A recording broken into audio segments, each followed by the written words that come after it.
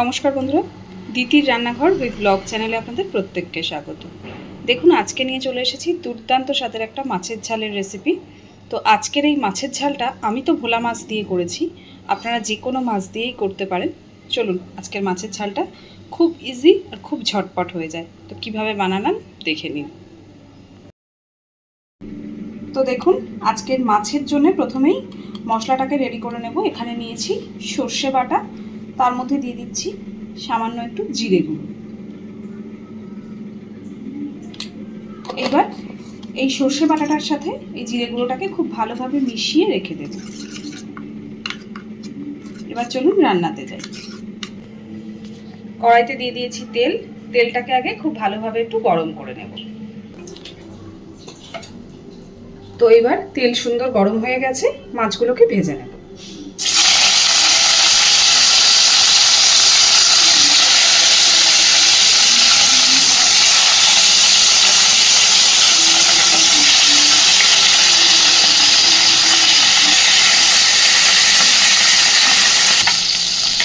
এইবার আস্তে আস্তে মাছগুলো সব উল্টে দেব।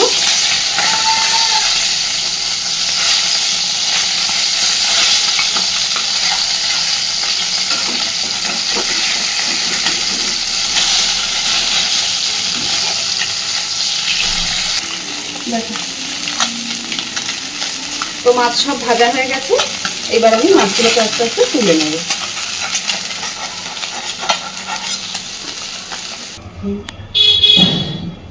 তেল তো গরম আগে থেকেই ছিল, কড়াইতে আর একটু তেল দিয়ে দিয়েছি, তার মধ্যে দিচ্ছি ফোড়নে কালো জিরে। এবার দিচ্ছি একটু পেঁয়াজ কুচি আর কয়েকটা চেরা কাঁচা লঙ্কা। পেঁয়াজ কাঁচা লঙ্কাটাকে একটু হালকা নাড়াচাড়া করব।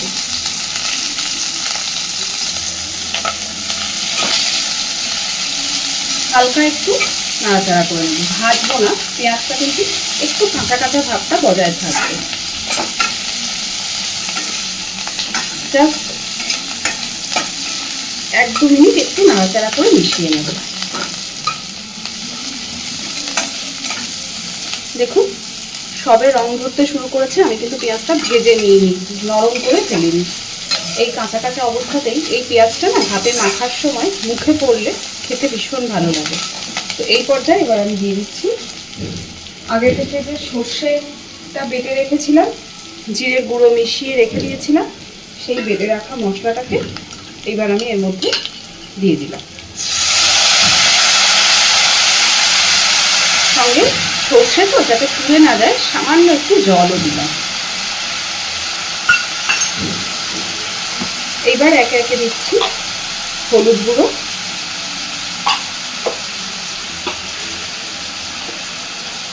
দিচ্ছি একটু লঙ্কার গুঁড়ো। কালারটাও ভালো আসবে, প্লাস ঝালটাও একটু হবে, কারণ আমি চেরা কাঁচা লঙ্কা ব্যবহার করেছি। আমি কিন্তু এখানে কাঁচা লঙ্কা বেটে দিইনি। আর দিচ্ছি পরিমাণ মতো লবণ।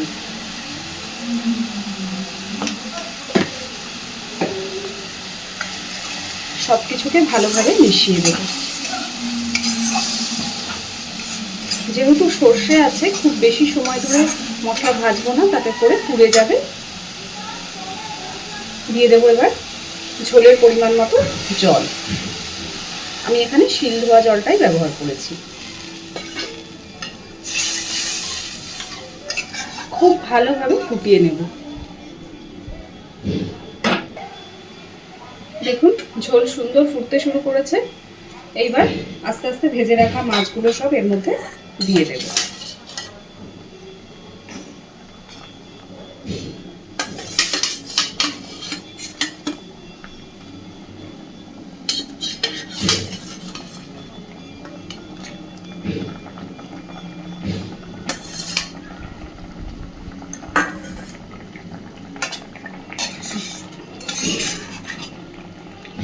খুব ভালোভাবে একটু উল্টে পাল্টে মাছগুলোকে মিশিয়ে দিয়ে আরও মিনিট 5 এইভাবেই ফুটতে দেব।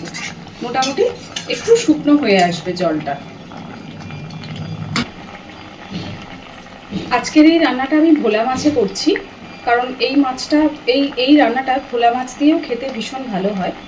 তবে এই রান্নাটা কিন্তু আপনারা তেলাপিয়া মাছ বা রুই মাছ, পোনা মাছ, অনেক ধরনের মাছ দিয়ে, পাবদা, তারপরে পার্শে, পমফ্রেট, এরকম অনেক ধরনের মাছ দিয়েই কিন্তু এই রান্নাটা করতে পারেন। খেতে গরম ভাতে ভীষণ ভালো লাগে।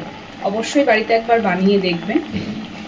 তো খুব ভালোভাবে বেশ খানিকক্ষণ সময় নিয়ে আগে এটাকে ফুটিয়ে একদম বেশ শুকনো শুকনো করে নেব। খুব সুন্দরভাবে কিন্তু মাছের ঝালটা হয়ে গেছে, সব কিছু বেশ ভালোভাবে ফুটেও গেছে, অনেকটা শুকিয়েও গেছে। গ্রেভি আপনারা যেমন পছন্দ করবেন, যেমন রাখতে চাইবেন, সেই অনুপাতেই গ্রেভিটা রাখবেন।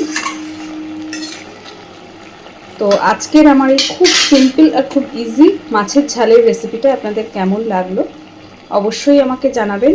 আর অনুরোধ করব বাড়িতে এইভাবে একবার অবশ্যই বানিয়ে দেখবেন। গরম ভাতের সাথে না খেতে ভীষণ ভালো যায়। তো চলুন, প্লিজ আমার চ্যানেলটাকে লাইক, শেয়ার এবং সাবস্ক্রাইব করে আমার পাশে থাকতে ভুলবেন না।